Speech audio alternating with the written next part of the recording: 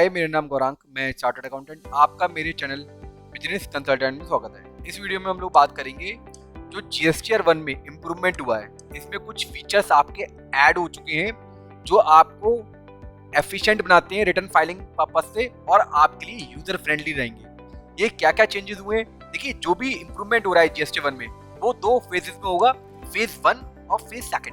Phase 1 के लिए इन्होंने ये एडवाइजरी इशू करी है, तो हम लोग देखते हैं कि इस एडवाइजरी में क्या क्या दे रखा है। देखिए, आप ना रिटर्न जैसे जीएसटी 1 ओपन करते हैं, ओपन करने का मतलब वहां तक पहुंचने का प्रोसेस तो सेम है, लेकिन जैसे ही आप उसको ओपन कर लेते हैं उसके बाद में आप ये देख सकते हैं जो आपकी जीएसटीआर 1 है एंड आईएफएफ है, इसको दो सेक्शन में डिवाइड कर दिया गया है। दो सेक्शन में, एक तो ऐड रिकॉर्ड्स डिटेल जहां पे न्यू आपके बिल्स पड़ते हैं, न्यू बिल्स है ना।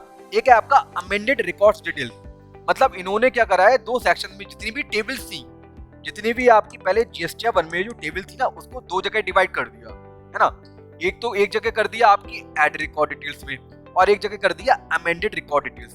मतलब आप जब रिटर्न भरोगे ना तो आपको जो जितने भी आपको नए बिल डालने हैं उसकी टेबलें आपको अलग दिखाई देंगी, और यदि आपको बिल्स अमेंड करने हैं तो उसकी टेबलें आपको अलग दिखाई देंगी। ये आप देख सकते हैं, ये ऐड रिकॉर्ड्स डिटेल की टेबल आपको दिखाई दे रही है और जो कि बहुत अट्रैक्टिव है। ये आप देख सकते हैं कितनी अट्रैक्टिव लग रही है आपकी, है ना, कलरफुल और अट्रैक्टिव। एक चीज और, ये जो आपका जो अमेंडेड वाला है, अमेंडेड रिकॉर्ड्स डिटेल है, अमेंडेड रिकॉर्ड डिटेल है, ये आपकी हिडन रहेगी।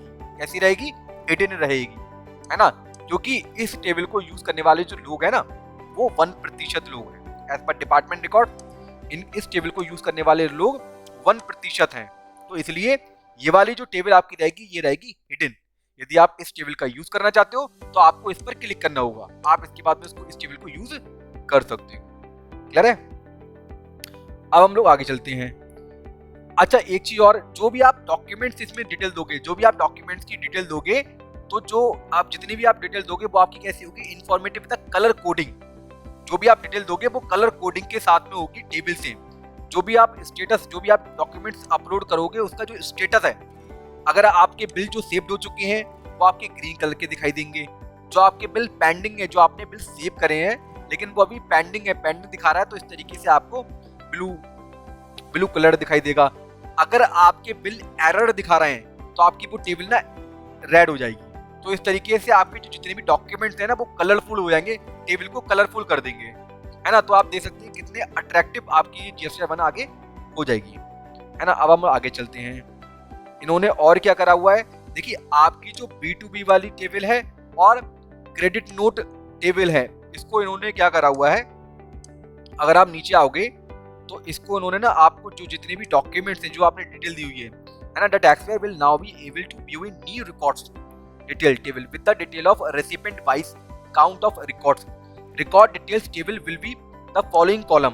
ये आप देख सकते हैं नीचे जो आपके जितने भी आपके डॉक्यूमेंट्स हैं ना जो आपने अपलोड करे हुए हैं, है ना, B2B टेबल में, वो आपको ना दो पैरामीटर्स में दिखाई देंगे। एक तो रेसिपिएंट वाइज काउंट और एक डॉक्यूमेंट वाइज काउंट, है ना। जो भी आपने बिल अपलोड कर रखे हैं B2B टेबल में और क्रेडिट नोट वाली टेबल में, वो आपका रिकॉर्ड्स आपके दो पैरामीटर्स वाइज डिवाइड होंगे, बाइफरकेट होंगे। आप इन दो पैरामीटर्स वाइज वो डेटा देख सकते हो, डॉक्यूमेंट वाइज और रेसिपिएंट वाइज। अगर हम बात करें रेसिपिएंट वाइज में तो आपको जीएसटी नंबर मिल जाएगा, है ना, और आपको टैक्स पेयर टाइप मिल जाएगा, प्रोसेस्ड इनवॉइस मिल जाएंगे, है ना, एरर इनवॉइस मिल जाएंगे, और आपको यहाँ पर एडिट का भी ऑप्शन दिखाई देने लगेगा। तो ये आपका एक नया फीचर ऐड हुआ है। इसके बाद में अब हम लोग आगे चलते हैं, आगे देखते हैं क्या क्या फीचर्स ऐड हुए हैं।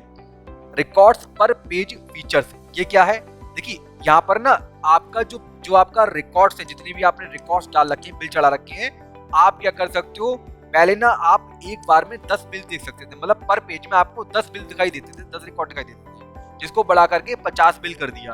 अब ना आप एक पेज में अपने 50 बिल को देख सकते हैं, है ना। अब हम लोग आगे चलते हैं। ये आप देख सकते हैं यहाँ पे आपको ना 50 एंट्रियां दिखाई देंगी बिल की। ये आप देख सकते हैं यहाँ पे ना आपको 50 एंट्रियां दिखाई देंगी। पहले आप एक पेज पे 10 एंट्रियां देख सकते थे। आगे बढ़ते हैं भैया, है ना। आगे क्या चेंज हुए हैं ये आप देख सकते हैं। देखिए, a new check has been introduced in the system. यहाँ पर ना इन्होंने एक और चेकिंग सिस्टम रख दिया GSTR 1 में। क्या रख दिया, देखिए यहाँ पर इन्होंने क्या चेकिंग सिस्टम रख दिया है, the taxpayer may note that there would be changed follow in such a situation in case of a new records have been added. यदि आपने क्या करा, आपने पहले GSTR 1 भर दी, GSTR 1 रिटर्न भरी, भरने के बाद में आपने करा क्या, आपने जेसन फाइल भी मतलब वो जनरेट भी कर दी, समरी जनरेट कर दी, है ना, आपने समरी भी जनरेट कर ली। उसके बाद में आपने एक न्यू बिल चढ़ाया। तो जैसे ही, अच्छा पहले होता क्या था, जैसे ही आप जनरेट समरी पे क्लिक करते थे ना, तो आपको ना दो ऑप्शन दिखाई देने लगते थे, एक तो प्रीव्यू का और प्लस सबमिट का। इसके बाद में आप रिटर्न सबमिट कर सकते थे। अब आपने क्या करा, जैसे अगर आपने न्यू रिकॉर्ड ऐड कर दिया जनरेट समरी के बाद में, तो ये जो प्रीव्यू का ऑप्शन है और सबमिट का ऑप्शन है, ये क्या हो जाएगा, डिसेबल्ड हो जाएगा। मतलब आपको अगेन आपको क्या करना पड़ेगा, समरी जनरेट करनी पड़ेगी, तभी आप रिटर्न फाइल कर पाओगे। तो इससे क्या हुआ, ये चेकिंग सिस्टम हो गया, जिससे कि आपका जो डेटा है, जो आपका एडिट डेटा है, वही अपलोड होगा। कैसे, कौन सा डेटा अपलोड होगा, एडिट डेटा। आपकी रिटर्न गलत नहीं फाइल होगी, है ना, क्योंकि वहां से प्रीव्यू और सबमिट करने का ऑप्शन चला जाएगा। ये आप देख सकते हैं, है ना। इसके बाद में आगे आने वाले टाइम में ये जो आपका सबमिट और प्रीव्यू का ऑप्शन है, ये खत्म हो जाएगा। आपका एक ही ऑप्शन रह जाएगा सीधे रिटर्न फाइल करने का। ये है फेजेस 2, है ना, ये आपको फेजेस 2 में दिखाई देगा, ये आप देख सकते हैं, है ना।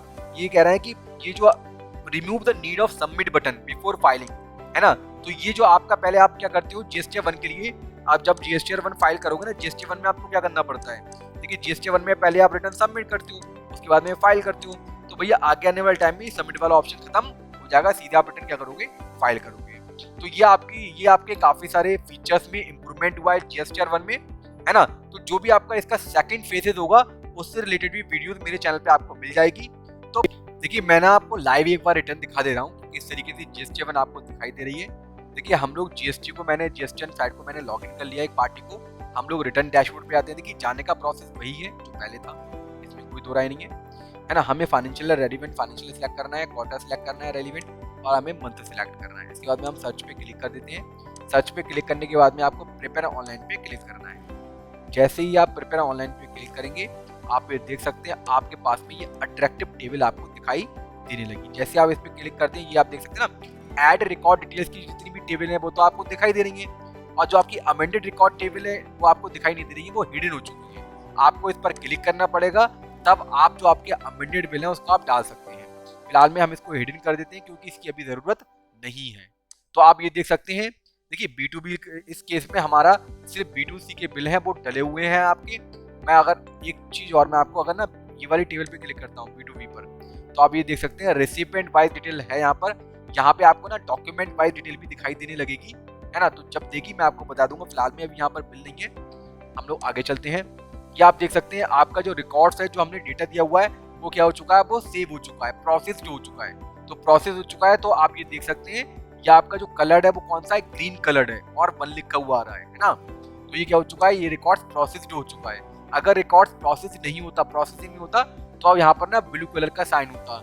अगर यहाँ पर बिल जो आपने अपलोड करे होते उसमें एरर होती, तो ये आपकी पूरी टेबल क्या हो जाती, रेड हो जाती, है ना। अब हम लोग आगे चलते हैं। देखिए आपको ना जनरेट समरी पे क्लिक करना होगा।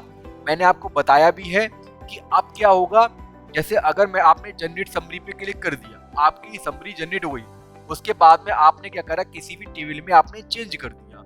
तो जैसे आप चेंज करोगे ना, ये जो प्रीव्यू का ऑप्शन आपको दिखाई दे रहा है, ये ना आपका अनेबल्ड हो जाएगा। मतलब आपको बाद में दिखाई नहीं देगा जब तक आप अगेन जनरेट समरी पे क्लिक नहीं कर देते। इससे क्या हो गया, इससे आपका हमेशा जो आपका अमेंडेड डेटा है वही आपका GST में अपलोड होगा। क्लियर है भैया।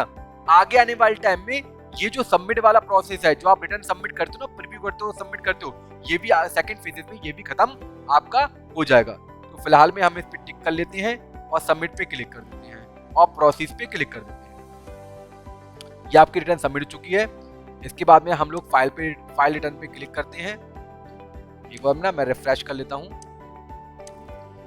फाइल रिटर्न पे हम लोग क्लिक करते हैं। फाइल रिटर्न पे क्लिक करने के बाद में ये आप देख सकते हैं इमीडिएटली, पहले ये वाला ऑप्शन ना आपके पास में फाइल करने का ऑप्शन इमीडिएटली नहीं आता था, अब आपको ये इमीडिएटली दिखाई दे रहा है ना। EVC पे क्लिक कर देते हैं। ईवीसी पे जैसे आप क्लिक करोगे, यहाँ पे आपको ओटीपी आएगा। ओटीपी जो आपका रजिस्टर्ड ईमेल आईडी है, मोबाइल नंबर, उस पर ओटीपी गया होगा, वो ओटीपी यहाँ पे आपको डालना पड़ेगा। तो मैं एक बार ओटीपी देख लेता हूँ। मैंने यहाँ पर ओटीपी डाल दिया और मैंने वेरीफाई पे क्लिक कर दिया। जैसे ही आप वेरीफाई पे क्लिक करोगे, आपकी रिटर्न सक्सेसफुली फाइल हो जाती है। तो ये पूरा प्रोसेस था। ये कुछ चेंजेस थे जो हमारे जीएसटीआर 1 में आ गए हैं। कुछ फीचर्स आपके चेंज हो चुके हैं। तो इसी तरीके से मैं जीएसटी से रिलेटेड, इनकम टैक्स से रिलेटेड और फाइनेंशियल नॉलेज आपको अपने चैनल पे देता रहूंगा। तो प्लीज मेरे चैनल को सब्सक्राइब कीजिए, बेल आइकन पे क्लिक कीजिए, जिससे कि नोटिफिकेशन सबसे पहले आप तक पहुंच सके। Okay, bye.